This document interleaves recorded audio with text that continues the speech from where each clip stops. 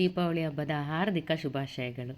ಹಬ್ಬ ಅಂದರೆ ಗೊತ್ತಲ್ವ, ತುಂಬ ಗಡಿಬಿಡಿ ಎಲ್ಲ ಇರುತ್ತೆ, ಮನೇಲಿ ಕೆಲಸನೂ ಜಾಸ್ತಿ ಇರುತ್ತೆ. ಹಾಗಾಗಿ ಎಲ್ಲರೂ ಸೇರಿಕೊಂಡು ಕೆಲಸ ಮಾಡಿದರೆ ಬೇಗ ಬೇಗ ಆಗಿಬಿಡುತ್ತಲ್ವ. ಹಾಗಾಗಿ ನಾನು ಮನೆ ಕೆಲಸ ಎಲ್ಲ ಮಾಡ್ತಾಯಿದ್ರೆ ನಮ್ಮ ಮನೆಯವರು ಮಗ ಎಲ್ಲ ಸೇರಿಕೊಂಡು ಈ ರೀತಿಯಾಗಿ ತೋರಣ ಕಟ್ಟೋ ಕೆಲಸ ಎಲ್ಲ ಅವ್ರು ಮಾಡಿಕೊಡ್ತಾ ಇದ್ದಾರೆ. ಹಾಗೆಯೇ ನಾನು ಸ್ವಲ್ಪ ಹೋಳಿಗೆ ಎಲ್ಲ ಮುಂಚಿನ ದಿನವೇ ಮಾಡಿಟ್ಕೊಳ್ಳೋಣ ಅಂಥೇಳಿ ನಿನ್ನೆನೇ ಮಾಡಿಟ್ಕೊಂಡೆ. ಹಬ್ಬ ಬಂದಾಗ ಹೆಣ್ಮಕ್ಳು ಒಂದೊಂದು ಕೆಲಸ ಮಾಡ್ತಾ ಕೂತ್ರೆ ಆಗೋದಿಲ್ಲ, ಎರಡೆರಡು ಮೂರು ಕೆಲಸಗಳನ್ನು ಒಟ್ಟೊಟ್ಟಿಗೆ ಮಾಡಬೇಕಾಗುತ್ತೆ. ನಾನು ಕೂಡ ಒಂದು ಕಡೆಯಲ್ಲಿ ಹೋಳಿಗೆ ಮಾಡಿಕೊಂಡು ಇನ್ನೊಂದು ಕಡೆಯಲ್ಲಿ ಮಾರನೇ ದಿನಕ್ಕೆ ಕಾಳೆಲ್ಲ ನೆನೆಸ್ಬೇಕಿತ್ತು. ಆ ಕಾಳನ್ನೆಲ್ಲ ನೆನೆಸ್ಕೊಳ್ತಾ ಇದ್ದೆ. ಅಲ್ಲ ಅದು ಗೊಂಚಲು ಥರ ಇರೋದು ಎದುರುಗಡೆ ಬಾಗಿಲಿಗೆ ನೋಡಿ. ಹಾಂ ಆಯಿತು. ಹಾಂ ಹಾಂ ಅದು ಚೆನ್ನಾಗಿದೆ. ಅಷ್ಟೊತ್ತಿಗೆ ನಮ್ಮ ಮನೆಯವರು ಮಗ ಎಲ್ಲ ಸೇರಿಕೊಂಡು ತೋರಣ ಎಲ್ಲ ಕಟ್ಟಿ ರೆಡಿ ಮಾಡಿದರು. ನಾನು ಕೂಡ ಹೋಳಿಗೆ ಮಾಡಿಟ್ಕೊಂಡೆ, ಒಂದು ಕಡೆ ಕಾಳೆಲ್ಲ ನೆನೆಸಿಟ್ಕೊಂಡೆ. ಹಾಗಾಗಿ ಬೇಗ ಕೆಲಸ ಕೂಡ ಮುಗೀತು.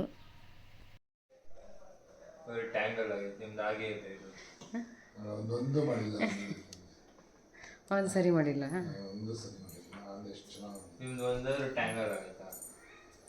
ಅಂದರೆ ಈ ಥರ ರೌಂಡ್ ಶೇಪ್ ಅಲ್ಲ, ಹೀಗೆ ತೀಡಬೇಕು ಅಂತ. ಇದೆಷ್ಟಿದೆ ದೀಪ? 4 6 ಇದೆಯಾ? 5 ಇದೆ. ಅದು 5 ಹಾಕು, 2 4 ಇದು ಸರಿ ಇದೆ. ನಾನು ಹೋಳಿಗೆ ಎಲ್ಲ ಮಾಡ್ತಾಯಿದ್ರೆ ಅವರು ದೀಪಕ್ಕೆ ನಾವು ಬತ್ತಿ ಹಾಕ್ತೀವಿ ಕೊಡು ಅಂತ ಹೇಳಿ ಇಸ್ಕೊಂಡು ಇಬ್ಬರು ಮಾಡ್ತಾಯಿದ್ರು. ಈ ರೀತಿಯಾಗಿ ಹಬ್ಬಗಳಲ್ಲಿ ಒಬ್ರಿಗೊಬ್ರು ಸೇರಿ ಕೆಲಸ ಮಾಡಿದರೆ ಇದೆಯಲ್ಲ, ಕೆಲಸನೂ ಬೇಗ ಮುಗಿಯುತ್ತೆ ಮತ್ತು ಹಬ್ಬದ ಖುಷಿನೂ ಜಾಸ್ತಿ ಆಗುತ್ತೆ ಅಂತಲೇ ಹೇಳ್ಬೋದು. ನೋಡಿದ್ರಲ್ವ ಎಷ್ಟು ಚೆಂದ ಮಾಡಿ ಅಲಂಕಾರ ಮಾಡಿದ್ದಾರೆ ಅಂತ. ಇವಾಗ ಚೆನ್ನಾಗಿ ಕಾಣ್ತಾ ಇದೆ ನೋಡಿ. ನೀವು ನೋಡ್ತಾ ಇದ್ದೀರಲ್ಲ, ದೀಪದ ಅಲಂಕಾರ ಎಷ್ಟು ಚೆನ್ನಾಗಿ ಬಂದಿದೆಯಲ್ಲ. ಹೀಗೆ ದೀಪದ ಅಲಂಕಾರ ಎಲ್ಲ ಆದಮೇಲೆ ನಾವು ಎಲ್ಲ ದೀಪವನ್ನು ಹಚ್ಚಿದ್ವು. ತುಂಬಾ ಚೆನ್ನಾಗಿ ಕಾಣ್ತಿತ್ತು, ಮನೆ ಎಲ್ಲ ಬೆಳಕಾಗ್ದಂಗೆ ತುಂಬ ಸುಂದರವಾಗಿ ಕಾಣ್ತಿತ್ತು ಅಂತಲೇ ಹೇಳ್ಬೋದು. ಕ್ಯಾಂಡಲ್ಗಳನ್ನೆಲ್ಲ ಹಚ್ಚಿ ಬೆಳಗೋದಕ್ಕಿಂತ ಈ ರೀತಿಯಾಗಿ ಮಣ್ಣಿನ ದೀಪಗಳನ್ನು ಹಚ್ಚೋದ್ರಿಂದ ತುಂಬಾ ಚೆನ್ನಾಗಿ ಕಾಣುತ್ತೆ. ಅದರಲ್ಲೂ ಈ ದೀಪಾವಳಿಯಲ್ಲಿ ಅಂತೂ ಸಂಭ್ರಮ ಅಷ್ಟು ಕಳೆ ಕಟ್ಟುತ್ತೆ ಅಂತಲೇ ಹೇಳ್ಬೋದು. ನೀವು ನೋಡ್ತಾ ಇದ್ದೀರಲ್ಲ ಎಷ್ಟು ಚೆನ್ನಾಗಿ ಕಾಣ್ತಾ ಇದೆ ಅಂತ. ಅಲಂಕಾರನೂ ಕೂಡ ಅಷ್ಟೇ ತುಂಬ ಚೆನ್ನಾಗಿ ಬಂದಿದೆ. ನೋಡೋದಕ್ಕಂತೂ ತುಂಬಾ ಖುಷಿಯಾಯಿತು. ಹಾಗೆ ಹೊಸಲಿಗೂ ಕೂಡ ಈ ರೀತಿಯಾಗಿ ದೀಪ ಇಟ್ಟರೆ ಎಷ್ಟು ಚೆಂದ ಕಾಣುತ್ತಲ್ವ. ನಾವು ಕೂಡ ಹೊಸಲಿಗೆ ದಂಡೆಗೆ ಎಲ್ಲ ಈ ರೀತಿಯಾಗಿ ದೀಪ ಇಟ್ವಿ.